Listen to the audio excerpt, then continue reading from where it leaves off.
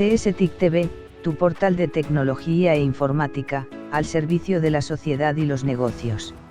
Mi nombre es Franco Fabricatore, soy analista de productos de ESET Latinoamérica y hoy me encuentro muy bien acompañado por Cecilia Pastorino, nuestra Security Researcher. Cecilia, ¿cómo estás? ¿Cómo te va? ¿Qué tal, Fran? Muy buenos días, muy buenas tardes a todos y todas. Todo muy bien por acá, listos para arrancar esta presentación del panorama de la ciberseguridad en Latinoamérica y contarles acerca de nuestro ESET Security Report 2021. Exactamente, Cecilia. Hoy tenemos una presentación bastante interesante, ¿no? Donde vamos a estar hablando sobre este Security Report. Y así que, Cecilia, te dejo el micrófono a ti para que nos expliques un poco más sobre este Security Report del 2021. Dale, muchas gracias. Les recuerdo a todos los que están presentes que nos pueden ir dejando sus comentarios, sus preguntas en el chat. Vamos a tratar de responder a lo largo del webinario la mayor cantidad de preguntas posibles. Si queda alguna por responder, quédense tranquilos que nos aseguramos de que les llegue por mail la respuesta. Así que ahora sí, entonces vamos a empezar a hablar sobre cómo está el panorama de la ciberseguridad en Latinoamérica en un año que sin dudas ha sido bastante particular. ¿Sí? Este informe lo elaboramos a lo largo del año 2020, un año atravesado por la pandemia del COVID-19 y la verdad que bastante raro para muchos y con mucho trabajo y mucha transformación digital. Algo que por ahí me imagino que para muchos de ustedes no estaba, por lo menos en los planes del corto plazo, y gracias al COVID-19, o por culpa por ahí de un poco de COVID-19, se vieron como en la obligación de acelerar esta transformación digital.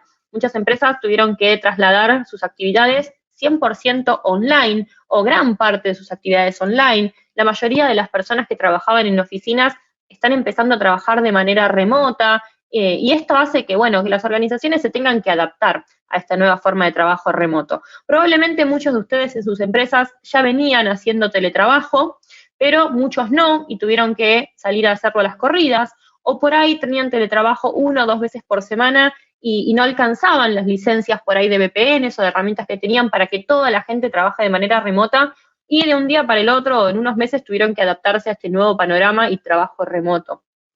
Y antes de que empecemos a hablar puntualmente de lo que es el ESET Security Report, me parecía interesante empezar a pensar cómo es que nos impactó esto del trabajo remoto, porque creo que es algo que nos atraviesa muchísimo y a lo largo de todo el informe vamos a ver que esto ha traído muchos cambios y mucho impacto en la forma de trabajar y sobre todo en las medidas de seguridad que implementan las empresas. Nosotros el año pasado hicimos una encuesta a los usuarios de ESET y a nuestros seguidores sobre cómo se sentían trabajando de manera remota, ¿sí? Y 2 de cada 3 personas contestaron que estaban trabajando efectivamente de manera remota, pero que no habían sido provistos de las herramientas necesarias para trabajar de forma segura. Por ejemplo, el 32% fue provisto de un antivirus para poner en su equipo personal, pero casi el 70% no fue provisto de este antivirus, apenas el 20% fue provisto de una conexión VPN, una red privada virtual que permitía conectarse de manera remota a la oficina de forma segura. Sí, más del 80% de los usuarios no, y muchos de estos usuarios que no tenían esta conexión segura tuvieron que conectarse a través de protocolos que no están pensados para el uso a través de Internet, como por ejemplo el escritorio remoto de Windows, y que ahora vamos a ver un poquito más adelante que trajo algunos problemas de seguridad en algunas organizaciones. Y esto teniendo en cuenta que, bueno, más del 80% de los usuarios se conectan hoy en día de forma remota directamente desde su equipo personal, equipo que por ahí no tiene ningún tipo de herramienta de seguridad o que no está controlado por el equipo de IT o de tecnología de la empresa, ¿sí? Entonces, la mayoría de los usuarios creen que su empresa no estaba preparada para trabajar de forma remota y interesante también saber que apenas el 33% de las empresas de Latinoamérica contaban con un plan de continuidad del negocio, ¿sí? Y esto es algo que por ahí se habla poco, veníamos hablando poco, de qué tan preparados estábamos y estaban las empresas para volcar todo su trabajo de manera remota. Y esto es un poco para lo que sirve un plan de continuidad del negocio. Y se vio en esta pandemia cómo muchas organizaciones tuvieron que, bueno, salir corriendo a implementar medidas de seguridad y medidas de trabajo remoto que no tenían planificadas, y esto obviamente trajo su impacto. Así que, bueno, les dejo el link también si quieren leer la infografía completa en nuestro portal welivesecurity.com. Y en este portal van a encontrar también nuestro ESET Security Report 2021, que es el informe del cual vamos a estar conversando hoy, en el cual les contamos cuál es el estado de la ciberseguridad en Latinoamérica. Este informe lo elaboramos todos los años, está basado en información que recopilamos de más de 1000 empresas de la región, datos recopilados a través de distintos eventos que realizamos en ESET o de los cuales participamos, y también sumamos a estos datos información de la telemetría de nuestros sistemas para tener un panorama mucho más completo de lo que es la ciberseguridad y saber cuáles son las amenazas que están afectando a la región y de qué manera impactan directamente en las organizaciones. Así que teniendo esto en cuenta, les voy a compartir los principales hallazgos que tiene este informe, un poco como spoiler para ver lo que vamos a estar hablando en los próximos 40-45 minutos. Y el primer dato importante y muy, digamos, característico de esta época tiene que ver con que los ataques al protocolo de escritorio remoto, al protocolo RDP, aumentaron en un 704%. Creo que en la historia de nuestros informes de SET nunca tuvimos un número tan grande para expresar o para contarles, y esto es realmente muy llamativo, y justamente va de la mano de lo que venimos charlando, ¿no? De empresas que por ahí no estaban preparadas para el trabajo remoto, y viéndose en la necesidad de darles conectividad a sus empleados, abrieron el protocolo RDP, el protocolo de escritorio remoto de Windows, directamente a Internet, y muchas de estas veces con vulnerabilidades que los atacantes podían explotar, equipos que no estaban actualizados, o bien con usuarios y contraseñas que no eran lo suficientemente fuertes y eran vulnerables a ataques de fuerza bruta. Entonces, en este número, en este 700%, lo que tenemos son tanto ataques a través de la explotación de vulnerabilidades de RDP, como intentos de explotación por fuerza bruta o intentos de averiguación de contraseña a través de fuerza bruta. Luego, más allá de lo que es el escritorio remoto, que un poquito más adelante lo vamos a retomar, otro hallazgo muy importante es que el 34% de las empresas de la región han sufrido algún tipo de infección de malware. En general, este es un valor que se viene manteniendo a lo largo de los años, ¿sí? Pero lo interesante de esto es que dentro de estas infecciones de malware han bajado muchísimo las detecciones o las infecciones de ransomware.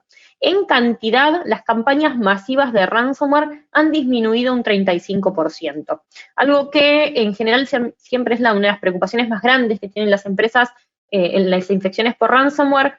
Este año venimos viendo menos. No necesariamente esta es una buena noticia, vamos a entrar un poquito más en este detalle ahora en unas slides más adelante, pero no significa que porque hayan basado las campañas masivas nos tengamos que dejar de preocupar por el ransomware, porque ha evolucionado y viene mucho más agresivo, con ataques mucho más dirigidos. Y por último, otro dato interesante es que el 61% de las empresas de la región han sufrido algún tipo de incidente de seguridad. Y cuando hablamos de incidente de seguridad, no solamente hablamos de infecciones de códigos maliciosos, o de ataques de denegación de servicio, de ataques de escritorio remoto, sino que hablamos de cualquier incidente que haya afectado la confidencialidad, la disponibilidad o la integridad de los activos de información de la organización. Y este es un número que por ahí a ustedes les puede parecer bastante grande. Dicen, bueno, el 61% de las empresas tuvo infecciones o tuvo incidentes de seguridad, lo cual nos deja un 39% que no tuvo incidentes, ¿sí? Ahora, a mí particularmente me parece que casi 40% de empresas que no hayan tenido incidentes de seguridad es un número bastante grande. Porque muchas veces un incidente de seguridad puede ser simplemente un equipo que se rompió, un disco rígido de un servidor que falló y que dejó inoperativo ese servicio durante un par de horas y afectó la disponibilidad de ese servicio, que podía ser crítico, ¿sí? Un incidente de seguridad puede ser un mail de spear phishing o de phishing dirigido enviado a los colaboradores, por ahí detectado a tiempo, sin necesidad de que nadie haya caído en el engaño, ¿sí? Puede ser un incidente contenido, pero el incidente ocurrió, ¿sí? Ha ocurrido algo que pudo haber comprometido la seguridad de la información. Entonces hay que prestar atención también a estos pequeños incidentes que tenemos en nuestro día a día, porque nos van a ir dando un panorama de, bueno, cuáles son aquellos riesgos a los cuales está expuesta nuestra organización, cuáles son las cosas más probables que nos ocurran. Entonces, más allá de los ataques informáticos donde hay un actor malicioso detrás del ataque, también hay que empezar a considerar los incidentes como casos fortuitos, como por ejemplo fallas en el hardware, fallas en el software, cualquier cosa que deje los activos de información sin poder operar o sin poder ser accesibles, o fallos, ¿sí?, que hayan hecho que de golpe se exponga información que no se tenía que exponer, ¿sí? Entonces, particularmente yo creo que muchos de estos incidentes que las empresas han reportado, en realidad no es un 40% de empresas que no han tenido incidentes, sino que, bueno, por ahí hubo algunos de ellos que no se dieron cuenta o no han sido detectados, o por ahí no contaban con las herramientas de monitoreo necesarias para estar atento a todos los incidentes de seguridad. Y ahora más adelante vamos a entrar un poquito a ver este tipo de herramientas que pueden implementar y demás. Dentro de este 61% de empresas que sí sufrieron incidentes de seguridad, algunos de los más reportados fueron las infecciones de malware, como les decía recién, con el 34%, ¿sí? Esto es un 2% más que el año pasado, que se reportó un 32%. Luego le siguen los ataques de ingeniería social, ¿sí? Que estos sí han tenido un aumento significativo frente al año anterior, con un 20% de ataques de ingeniería social reportados en 2020, frente a un 14% informados en el 2019. Y esto también es algo para detenernos y para analizar, porque si es algo que estuvimos viendo muchísimo a lo largo del último año, es la cantidad de ataques de ingeniería social que aprovechan el tema del COVID-19 y la pandemia para generar preocupación en el usuario y que el usuario haga clic en un enlace, entregue su información, descargue alguna aplicación, ¿sí? Muchísimos engaños sobre aplicaciones falsas, aplicaciones de, por ejemplo, traqueo del COVID, o falsas aplicaciones de VPNs o acceso remoto, ¿sí? Que lograban engañar de alguna manera a los usuarios con la intención de que descarguen una aplicación maliciosa, o bueno, ataques también del estilo que para ganarse algún tipo de bono o para cobrar algún tipo de subsidio y había que ingresar datos sensibles como alguna cuenta bancaria, ¿sí? Entonces, hemos visto muchísimo que los cibercriminales venían aprovechando el tema del COVID-19 para sus ataques de ingeniería social. En el tercer lugar tenemos la explotación de vulnerabilidades como incidentes reportados, con un 10% de empresas en la región que han sufrido incidentes de seguridad donde han explotado vulnerabilidades en sus sistemas para obtener acceso a la información, frente a un 8% reportado en 2019, ¿sí? Vamos a entrar un poquito más adelante en el tema de los exploits y las vulnerabilidades, pero la verdad es que la cantidad de exploits que venimos viendo en nuestra telemetría en el último año es realmente alarmante.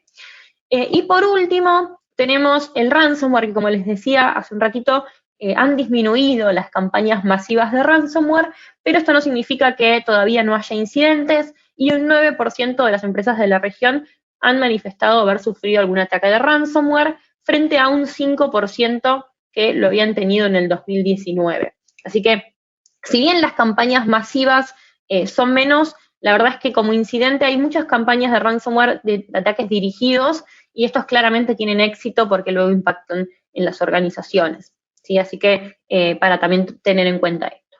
Y frente a estos incidentes reportados, ¿qué es lo que le preocupa, ¿sí?, a las empresas de la región?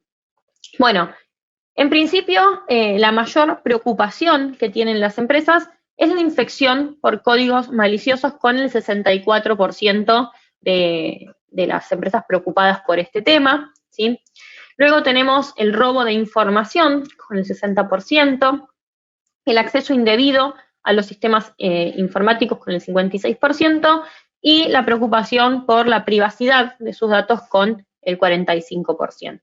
Es decir que, la infección por códigos maliciosos y el hecho de que roben la información o accedan ilegalmente a los sistemas son las principales preocupaciones que tienen las empresas de la región. Ahora, vamos a ir viendo a lo largo de esta charla qué pasa si estas preocupaciones realmente están fundadas frente a lo que vemos nosotros desde nuestra telemetría, y sobre todo, si realmente están implementando las medidas de seguridad para hacer frente a estas preocupaciones. Sobre todo teniendo en cuenta que el 81% de las empresas de la región consideran que no tienen presupuesto suficiente como para poder hacer frente a las amenazas informáticas que tenemos hoy en día. Y la verdad que acá me voy a detener un ratito porque generalmente muchas de las fallas que nosotros normalmente vemos en la implementación de controles y de seguridad no tienen que ver con un presupuesto. Realmente hay un montón de cosas que se pueden hacer por poco dinero o simplemente teniendo una gestión eficiente. Entonces, no quiero spoilear lo que va a hablar Fernanda en un ratito, pero sí sepan que lo más importante a la hora de hablar de ciberseguridad es que ustedes tengan una gestión eficiente de la ciberseguridad. Hacer un análisis de riesgo, tener la información clasificada, no son cosas que requieran comprar una licencia, no son cosas que requieran tener que hacer una inversión grande en un equipo informático. Requieren tiempo, sí, requieren sentarse y pensar qué es lo que tengo y qué es lo que tengo que proteger, sí, pero es algo que se puede hacer con un equipo de tecnología, con una persona que conozca de los activos de información, por ahí con los gerentes de cada área, que sepan qué información están manejando. Entonces, creo que el primer paso sería sentarse a ver, bueno, qué información tengo en mi organización, cuál de esta información es crítica por su confidencialidad o cuál es crítica por su disponibilidad o su integridad, qué medidas de seguridad estoy implementando frente a estos activos de información y qué riesgos tienen. Bueno, cuáles son los riesgos por los cuales me voy a enfrentar, ¿sí? Sentarse a hacer ese análisis realmente requiere de muy poca inversión de dinero y es lo que nos va a marcar la diferencia en dónde vamos a invertir después. Y bueno, es lo que va a evitar que después compremos por ahí licencias o equipos que no sean acordes a lo que realmente tenemos que hacer. Así que, mi recomendación cuando hablamos de presupuesto insuficiente en Latinoamérica, esto lo sufrimos muchísimo, creo que es algo que nos pasa en toda la región, y creo que la manera un poco de hacer frente a esto es mejorar la gestión para tratar de que el presupuesto que tengamos sea lo más eficiente posible. Y ahora, si están fundadas estas preocupaciones, ¿de dónde vienen? ¿Qué es lo que está ocurriendo? Bueno, para que compartirles algunos datos de nuestra telemetría, ¿sí? De qué es lo que estamos viendo desde el laboratorio de SET Latinoamérica, les cuento que en lo que fue el 2020, nosotros medimos la cantidad de muestras únicas de códigos maliciosos que estamos viendo, para también saber en dónde están poniendo sus esfuerzos los cibercriminales, ¿sí? Cuando hablamos de muestras únicas, lo que estamos haciendo es analizar muestras de código maliciosas en las cuales haya por lo menos un cambio, por más chiquito que sea, en su código. Significa que por ahí es la misma familia de códigos maliciosos, pero los cibercriminales se toman el trabajo de modificarlos para tratar de evadir las detecciones y apuntar a diferentes organizaciones y a distintas empresas. Entonces, cuantas mayor cantidad de familias o de variantes hay de un tipo de código malicioso, más movimiento, más alcance tiene ese código malicioso.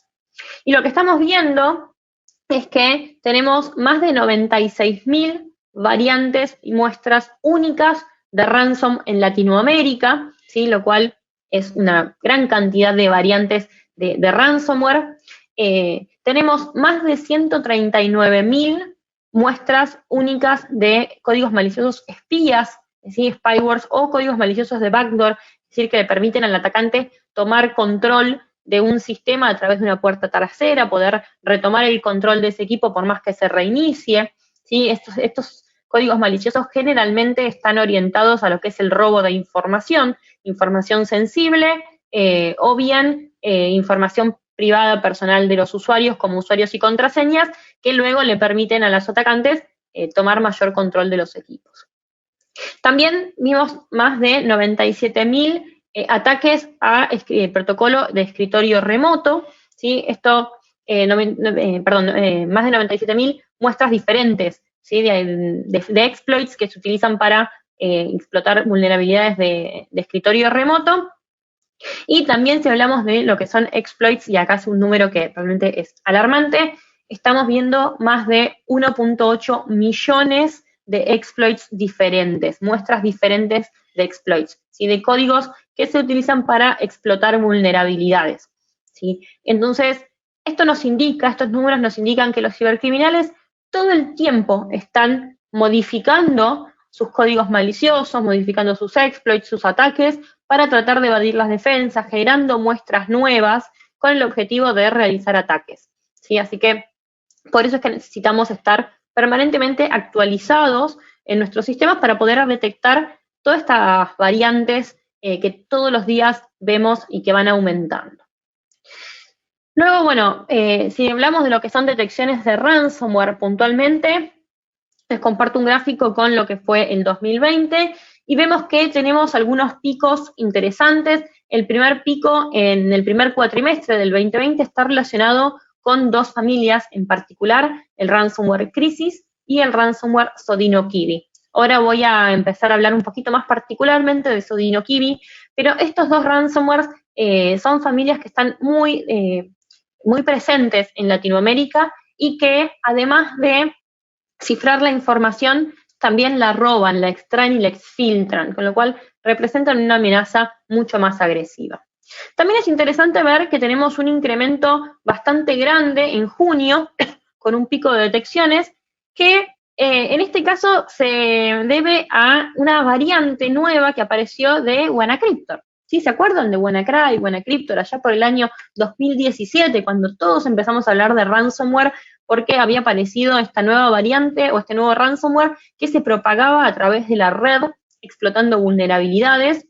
¿Sí? Bueno, hoy en día sigue vigente WannaCry con nuevas variantes, ¿sí? Tenemos muchísimas variantes diferentes, ya estamos por una nueva que está bastante potente o estuvo bastante potente el año pasado, y esta la vimos particularmente en campañas dirigidas a protocolos de escritorio, perdón, de SMB, de compartir archivos, es un protocolo que utiliza Windows para compartir archivos, en equipos que todavía no estaban parcheados y que habían sido publicados a Internet.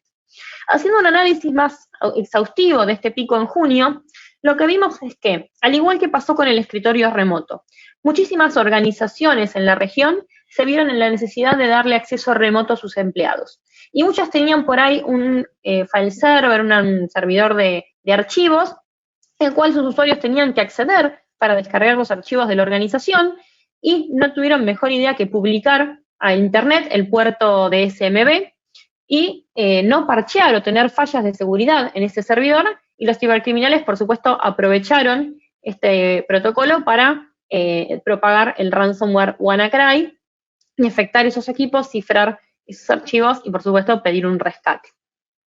Y por último, fíjense que a fin de año tenemos también un pico bastante grande entre noviembre y diciembre. Bueno, particularmente estas detecciones se deben a campañas de Sodinokibi, una variante también de la familia Revil, y que, puntualmente en esta mitad de año estamos hablando de un ransomware que trataba justamente de no solamente robar la información, cifrar la información, sino también robarla. Y un dato de color interesante sobre esta variante que encontramos a fin de año es que utilizaba una táctica conocida como print bombing, es decir, utilizaba las impresoras que estaban disponibles en la red donde el ransomware atacaba para imprimir el mensaje de rescate, ¿sí? Como una forma también de presionar a la empresa para que pague el rescate, ¿sí? Y también empezamos a encontrar llamados de los cibercriminales hacia las empresas, extorsionando a la organización para que pague el rescate lo más pronto posible, digamos. Así que nada, vamos viendo cómo el ransomware muta, cómo el ransomware evoluciona, y justamente como les decía recién, se vuelve mucho más agresivo. Lo que estamos viendo es que estas nuevas variantes, tanto de Sodinokibi como otras familias como NetWalker, lo que hacen es no solamente cifrar la información, sino que la exfiltran, la roban, la suben a un sitio en la dark web o en Internet público y piden el rescate, no solo para que la empresa recupere esa información cifrada, sino para evitar que esa información sea publicada y expuesta en Internet. Es decir, es una forma más como de tratar de conseguir ese pago que hasta el año pasado, bueno, muchas empresas comenzaron a hacer backup y a tratar de tener su información respaldada para que si tenían un ataque de ransomware poder recuperarla. Bueno, los cibercriminales frente a esto lo que hicieron fue, bueno, también robar la información y extorsionar a las víctimas con exponer esos datos. E incluso vimos algunas variantes que también hacían ataques de denegación de servicio a los sitios de las empresas afectadas por ransomware, también como una forma de presionar para que hagan ese pago de rescate, y que si no lo hacían, bueno, iban a dejar sus sitios, sus servicios, además caídos y sin poder funcionar, afectando también la productividad de la organización. Y también algo que vimos hace muy poquito en las últimas variantes de estos ransomware es que no solamente, bueno, estaban amenazando con publicar la información, que normalmente, como ven en pantalla, ponen algún tipo de muestra de estos son los archivos que tenemos, esto es la información que vamos a publicar, sino que vimos algunas variantes que incluso ofrecían servicios de consultoría a su víctima. Es decir, le explicaban paso a paso cómo es que habían logrado infectar a la empresa con ese ransomware y le ofrecían, a cambio del pago del rescate, un informe detallado de todas las fallas de seguridad que tenía esa organización para que bueno, puedan protegerse y no vuelvan a ser víctimas de este tipo de ataques.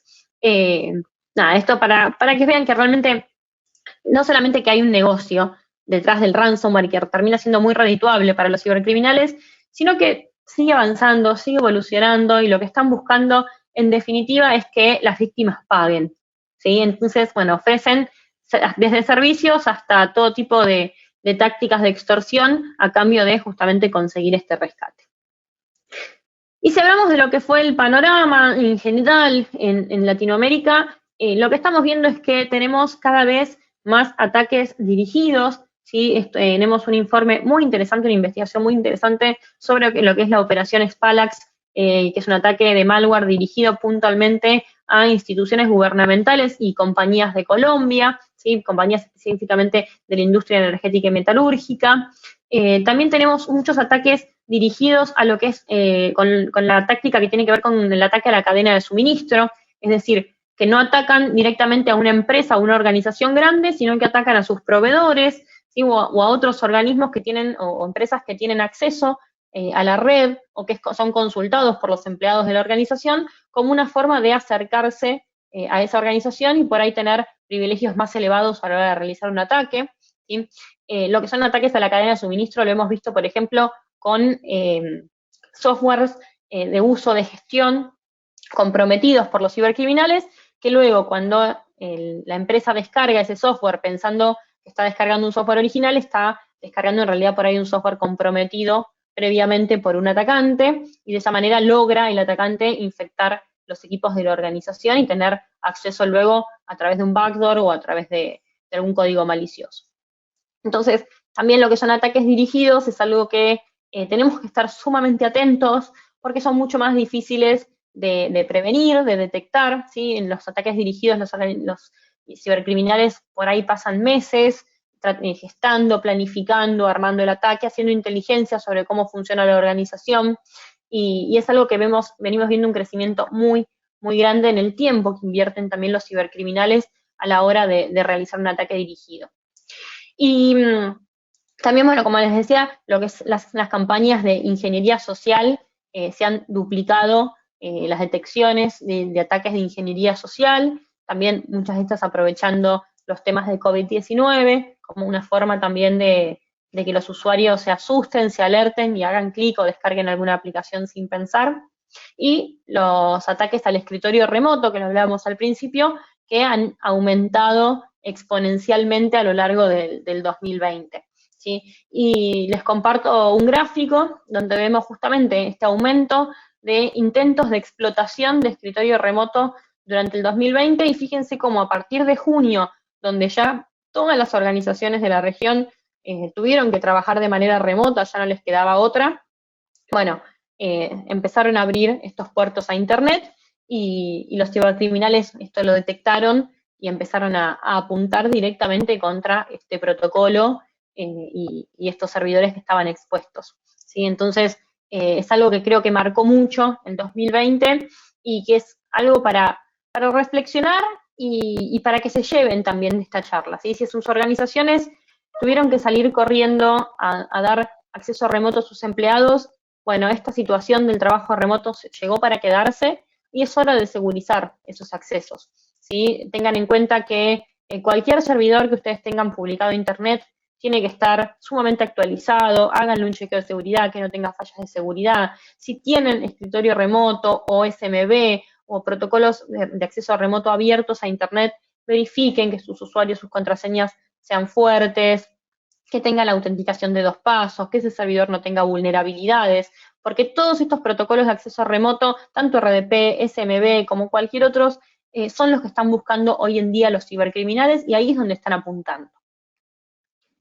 Y otras amenazas también interesantes para comentar tienen que ver, por un lado, con los troyanos bancarios, ¿sí? Una preocupación bastante recurrente en lo que es el Asset Security Report son todas las amenazas que atentan contra la confidencialidad de la información, ¿sí? Que pueden desencadenar algún tipo de incidente relacionado con accesos indebidos, con robo de información.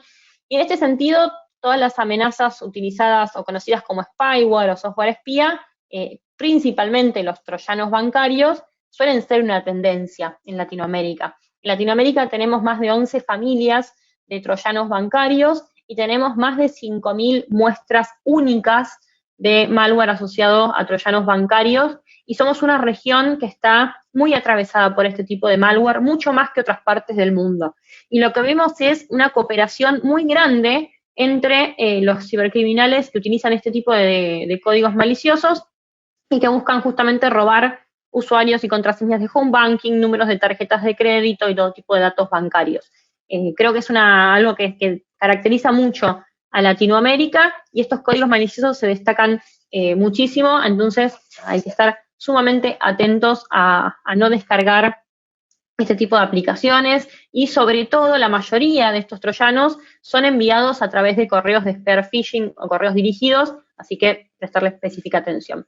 Y por último, les cuento que volvió o han vuelto los criptomineros, una amenaza que venía en baja en los años anteriores y que había registrado una caída muy grande a partir del 2018. Bueno, con la fiebre de las criptomonedas que reapareció después de estos últimos años y con los aumentos en el valor del Bitcoin, que hoy está superando los $60.000, y otras divisas como por ejemplo Ethereum o Monero, que también se han vuelto muy populares, bueno, la demanda de minería de estas criptomonedas ha aumentado y en consecuencia los códigos maliciosos que se aprovechan de los recursos de las víctimas para poder minar estas criptomonedas. Particularmente en lo que es Latinoamérica, Perú es el país con mayor cantidad de detecciones de criptomineros, seguido por Ecuador, y particularmente en Perú el año pasado, desde SET interrumpimos la actividad de una botnet conocida como Victory Gate, que se utilizaba principalmente para minar criptomonedas y que afectó más de 35.000 equipos en Latinoamérica, principalmente ubicados en Perú. Así que es una amenaza para tener en cuenta y para estar alertas, específicamente si ven que el equipo empieza a andar lento, que se empieza a trabar, bueno, hay que revisar este tipo de amenazas. Y ahora sí, teniendo este panorama en cuenta, Fran, contanos, ¿qué pueden hacer las empresas o qué están haciendo las empresas para hacer frente a estas amenazas?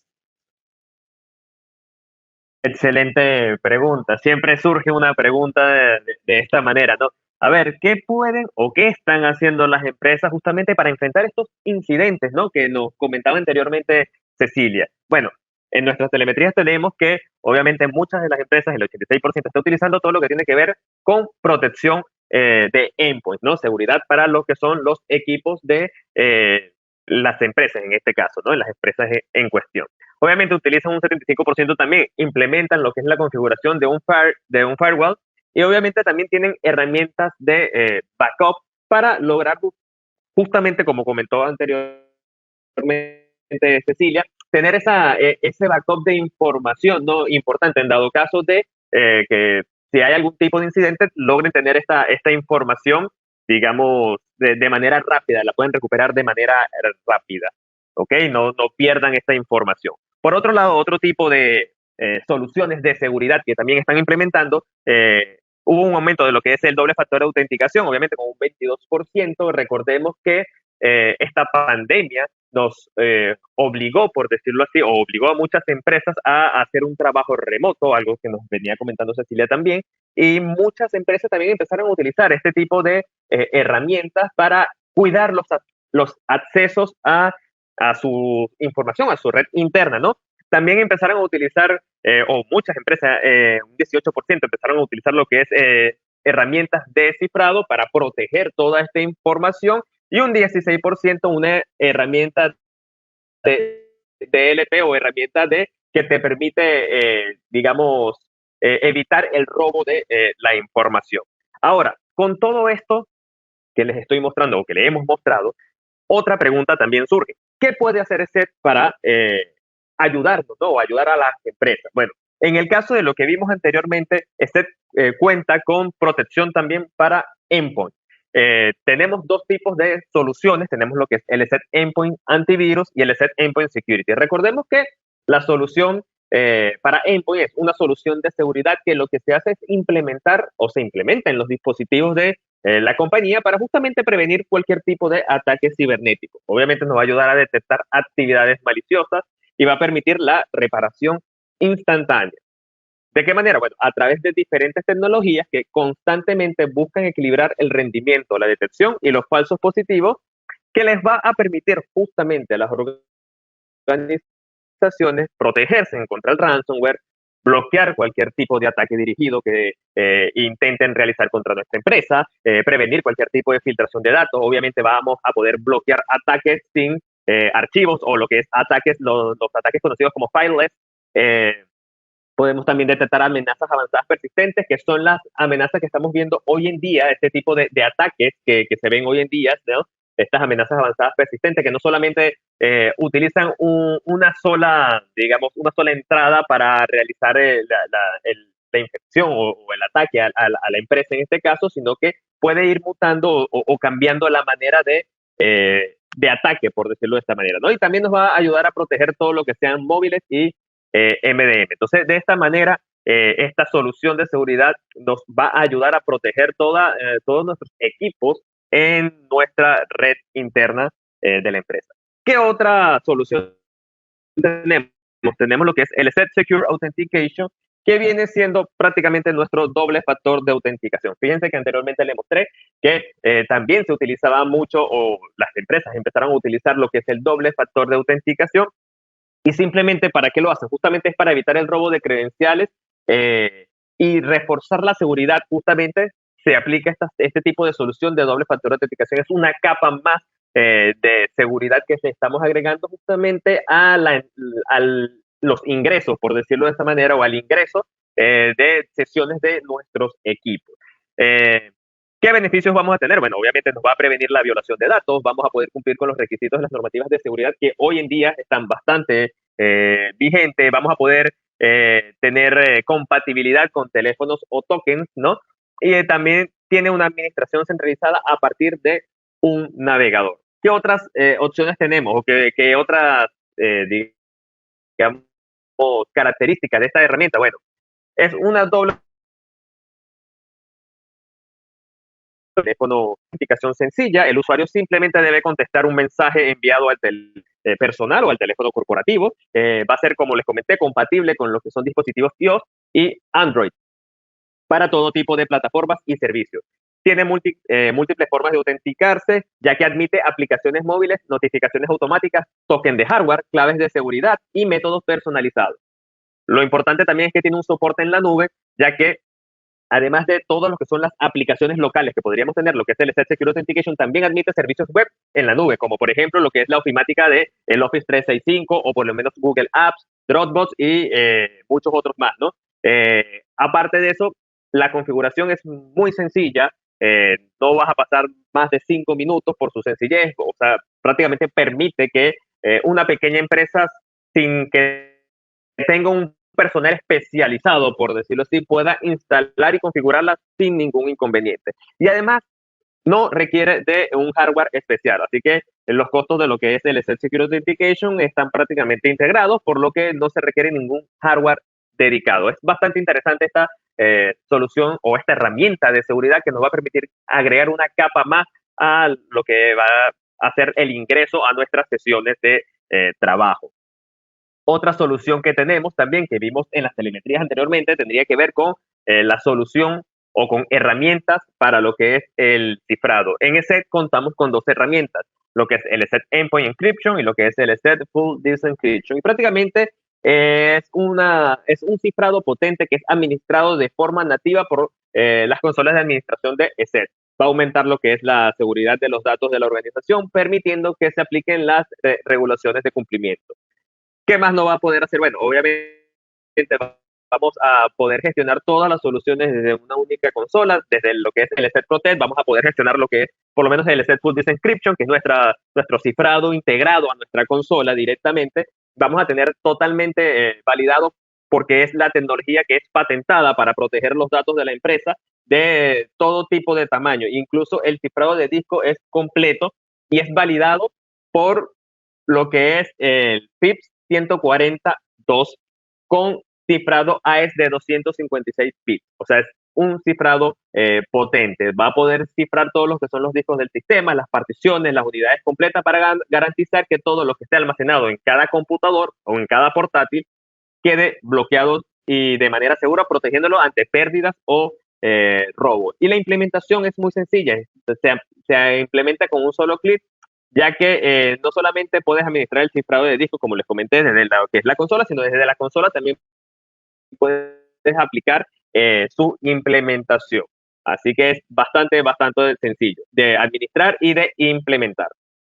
Lo más importante es que también nos va a permitir aumentar la cantidad de dispositivos cubiertos por la licencia en cualquier momento. Puedes colocar nuevos dispositivos en cualquier momento, siempre y cuando, obviamente, estén dentro del número de la licencia que se ha comprado. Entonces, de esta manera, desde SET, nosotros también aportamos a que las empresas puedan seguir manteniendo sus equipos de manera segura. Apartando un poco de estas herramientas, también tenemos que estar claro que no solamente debemos pensar en lo que es la tecnología, también es fundamental todo lo que tiene que ver con la gestión. Un poco antes lo había comentado Cecilia. Obviamente el 71% de las empresas realizan lo que son las actualizaciones. Es muy importante siempre mantener lo que es lo que son los sistemas operativos ya sea de los computadores o de las aplicaciones o las mismas herramientas de seguridad con las actualizaciones más, digamos, nuevas. ¿Por qué? Porque las actualizaciones más nuevas contienen todo lo que son los parches de seguridad, contienen, en el caso de las herramientas de seguridad, contienen las tecnologías más actuales que nos van a garantizar lo que es una seguridad más profunda, ¿ok? No es lo mismo una solución de seguridad, por dar un ejemplo, de hace unos 10 años atrás con una actualización o con digamos, con una versión más actualizada que tiene tecnologías nuevas. Entonces, muy importante siempre tener tanto sistemas operativos como herramientas de seguridad actualizadas en su última versión. ¿Por qué también el sistema operativo? Recordemos que el sistema operativo tiende a aparecer cualquier tipo de brecha de seguridad o hay vulnerabilidades que justamente las actualizaciones logran realizar este tipo de parche de seguridad para bloquear o para, digamos, reparar esta vulnerabilidad, para evitar que un atacante utilice dicha vulnerabilidad para realizar cualquier tipo de ataque. Otra de las gestiones que hay que también pensar tiene que ver con las políticas. La política de seguridad, recordemos que consiste en desarrollar el marco de actuación apropiado para salvaguardar la información de la organización. Prácticamente el principal objetivo es indicar el propósito que persigue el sistema de gestión de seguridad de la información para entender qué es lo cuáles son las políticas que debemos seguir, ¿ok?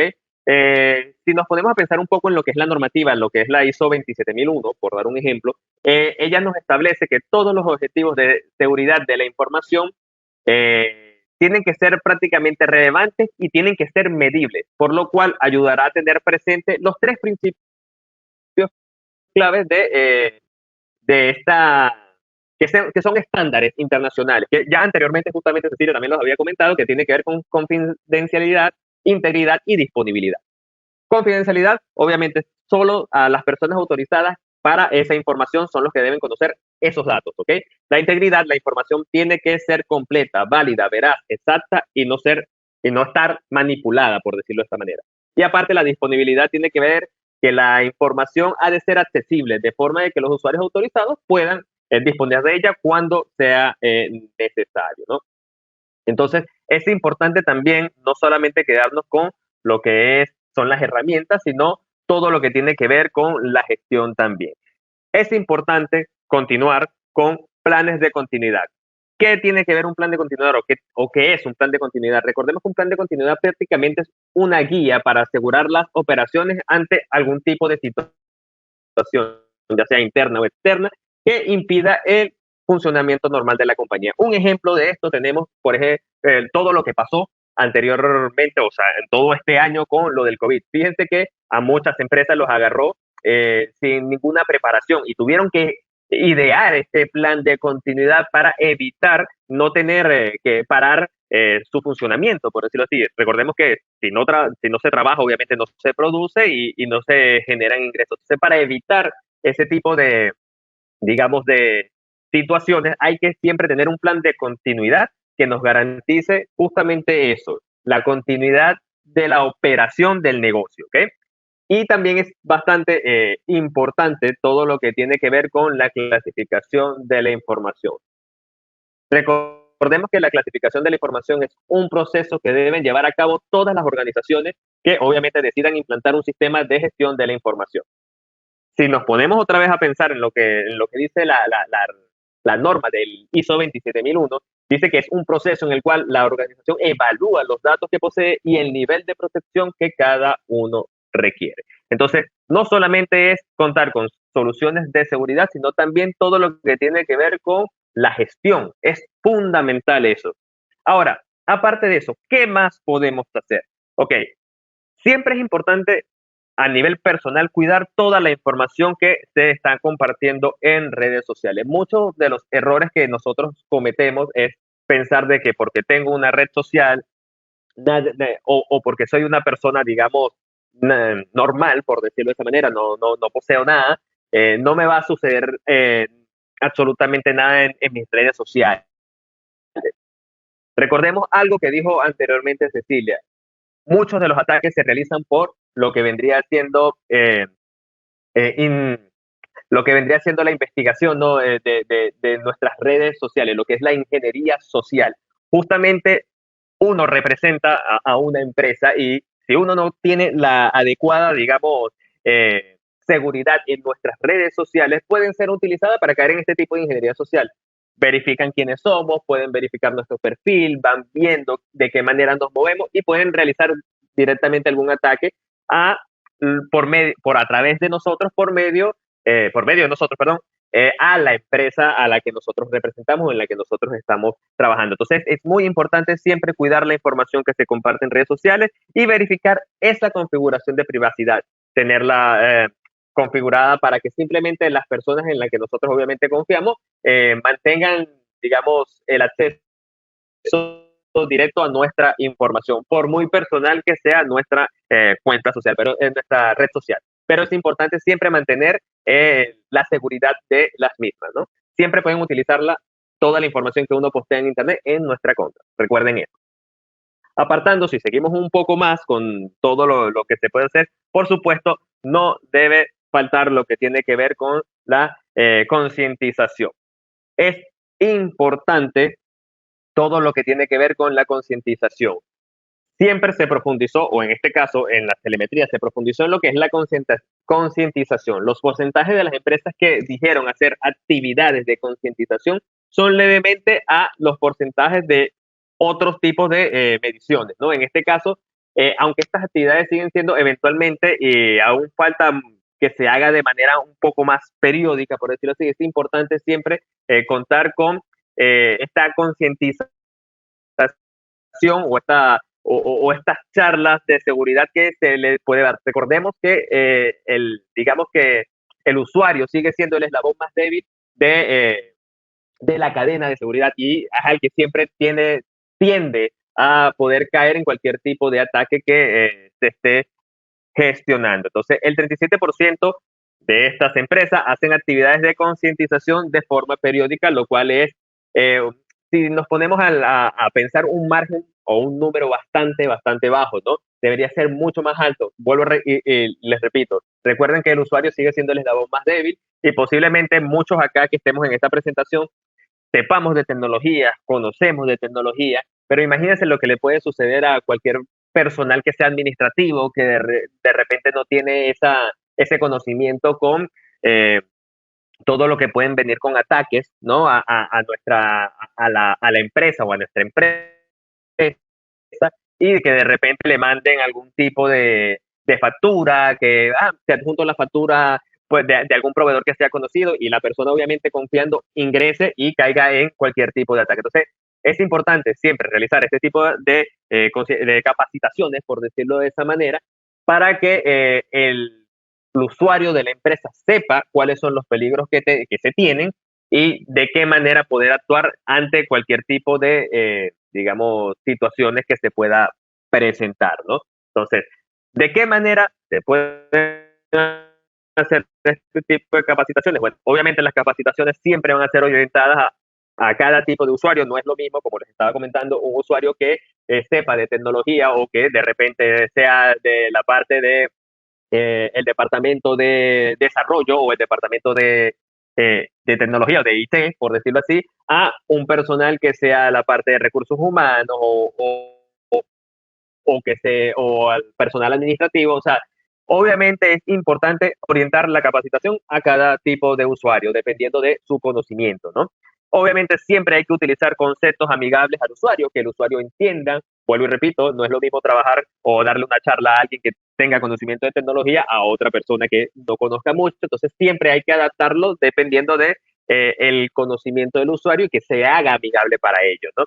Hay que hacer las capacitaciones de manera frecuente para que el usuario sepa los peligros que hay, las novedades, porque recordemos que los ataques van mutando, ¿no? No es lo mismo un ataque de hace 20 años atrás a los que son hoy en día, como les comenté que hoy en día tenemos lo que son las amenazas avanzadas persistentes, ¿no? Entonces siempre hay que hacerlas frecuentes para que se vayan actualizando, todos los usuarios sepan de qué manera va trabajando, digamos, el ciberatacante, ¿no? Y evitar cualquier tipo de situación en nuestra empresa. Y obviamente hay que hacer un tipo de seguimiento luego de lo que es la terminación de dicha capacitación para ver de qué manera ingresaron, ¿no? Por decirlo así, toda esa información que se dio en la capacitación. Entonces, todo esto que le hemos presentado es también, tiene que ver, ¿no? Con que lo importante de hacer esta concientización, ¿ok?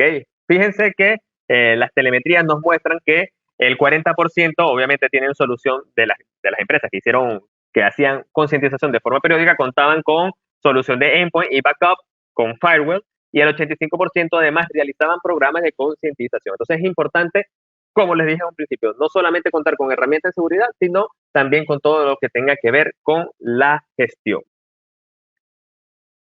Es importante también destacar, para ir ya cerrando con todo lo que es esta presentación, cerrar justamente con esta pregunta, ¿no? ¿Hacia dónde deberían ir las empresas?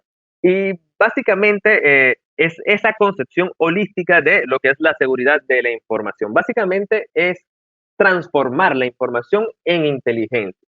Recordemos que esto es tratar a la información digamos, la información de seguridad de forma holística, que lo que tenemos que hacer es como que integrarla y consolidarla a una única plataforma, normalizarla, resolviendo los posibles conflictos e incoherencias para que finalmente se pueda interpretar. La idea, obviamente, detrás de lo que es la seguridad holística es que los sistemas deben considerarse como todos para lograr el mayor nivel de seguridad. Si bien es importante tener en cuenta los aspectos individuales de cada sistema, es obvio, las formas en las que estos aspectos funcionan, justamente funciones en conjunto, también es una parte clave de lo que es el sistema de seguridad. Entonces, obviamente, esto se va, digamos, aplicar en varias áreas diferentes de seguridad, junto con lo que es la seguridad integral.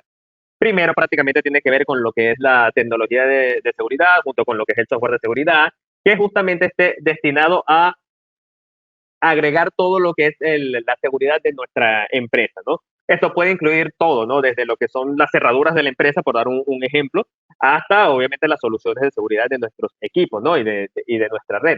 Otro aspecto de la seguridad holística tiene que ver con lo que es la aplicación de procedimientos, que implica la creación de procedimientos de seguridad efectivos para poder implementarlo por cada una de las personas que interactúan dentro de nuestro sistema. Para finalmente entender que las personas son otra parte clave, como les comenté, de un programa de seguridad integral.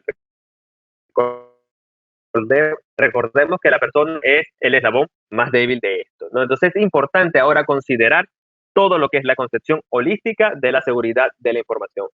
Contar con herramientas de seguridad y contar con una buena gestión. De esta manera podemos aplicar las seguridades y podemos estar tranquilos dentro de nuestra red de la empresa. Ahora sí, bueno, Cecilia, ¿te parece bien si pasamos a lo que son las preguntas? He visto que hay algunas consultas acá. A medida de lo que íbamos avanzando en la presentación, vamos a irlas viendo y respondiendo. Vamos a tomarnos unos minutos. Excelente, Fran, sí. Bueno, mientras íbamos hablando, la verdad que el chat estuvo súper activo, así que les agradecemos muchísimo esta participación y todos sus comentarios. Bueno, mucha gente opinando, diciendo que efectivamente estas cosas pasaban en sus organizaciones, contándonos qué medidas iban implementando, así que les agradecemos muchísimo sus comentarios. Y efectivamente, vamos a pasar a las preguntas. Fran, tengo una pregunta acá de Kevin Molina, de Perú, que me parece que es para vos. Nos pregunta Kevin, ¿con qué podría complementar mi Endpoint Security? Sí. ¿Con ESET Dynamic Threat Defense o con un EDR? Perfecto, es una muy buena pregunta, Kevin. Todo también depende de lo que vendría siendo la necesidad digamos, de la empresa en cuestión. Lo más recomendable, si tienes ya Endpoint Security, es complementar con nuestro sandboxing en la nube, que es el ESET Dynamic Threat Defense. Y ahí justamente le agregas una capa más de seguridad. Esto nos va a prevenir, o incluso el Dynamic Threat Defense te va a ayudar a prevenir lo que son ataques de amenaza zero day, y te va a ayudar a agregar una capa más de seguridad digamos, a la red interna. Entonces, para el funcionamiento, digamos, de una seguridad normal, por decirlo de esa manera, el ESET Endpoint Security con el ESET Dynamic Threat Defense.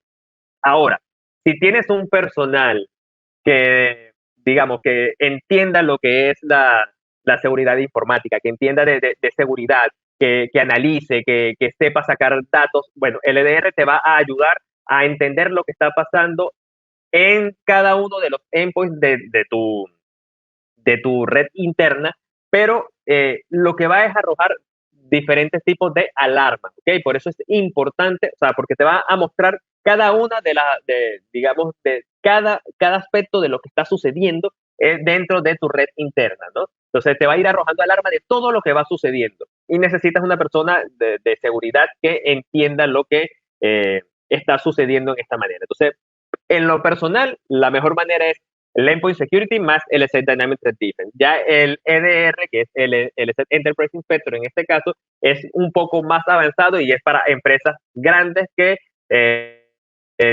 digamos, cuenten con un personal de seguridad que puedan entender y puedan sacarle provecho a esta herramienta. A ver, acá tengo otra pregunta. Voy a aprovechar, Ceci, la voy a responder yo. Marco Antonio nos pregunta de qué manera se puede complementar las tecnologías de SET con las tecnologías de otras marcas, ¿no?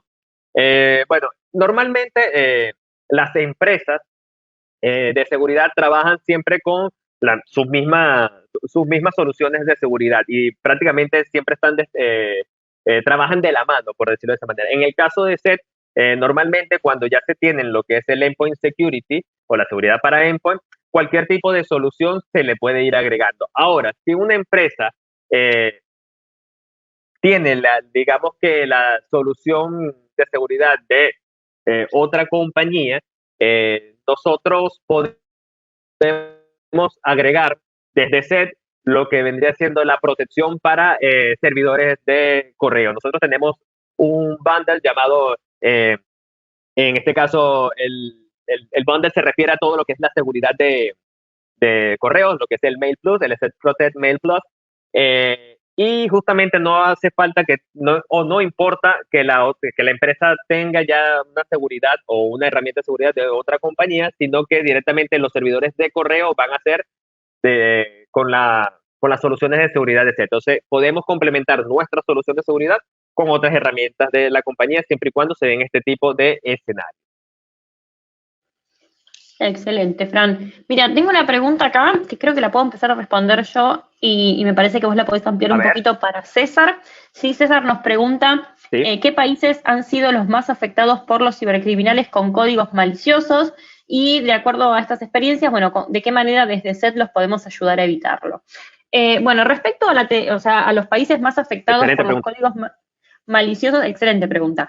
Te cuento que respecto a la telemetría de SET, o sea, estos son datos basados en nuestra propia telemetría, en nuestras propias herramientas y detecciones de códigos maliciosos.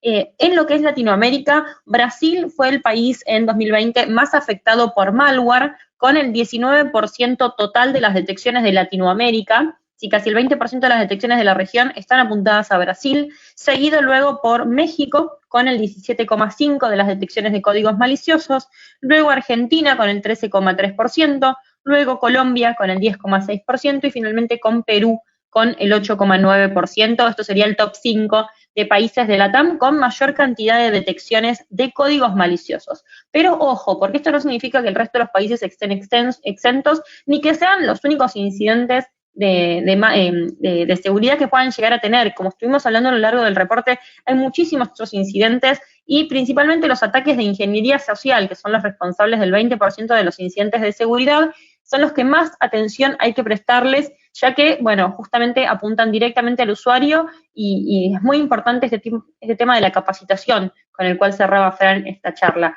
Así que, Fran, ¿de qué manera los podemos ayudar? Bueno, justamente podemos utilizar las soluciones de seguridad que presenté el día de hoy, las soluciones de seguridad para Endpoint, lo que es el Endpoint Security, nos va a ayudar obviamente a resguardar todo lo que es la seguridad de los equipos, ya sea equipos de computador, PC o portátiles, o equipos móviles, en este caso celulares corporativos. Aparte de eso, podemos agregar una capa más de seguridad con lo que es nuestro sandboxing en la nube, que es el SET Dynamic Threat Defense, que nos va a ayudar justamente a detectar incluso hasta amenazas 0 days.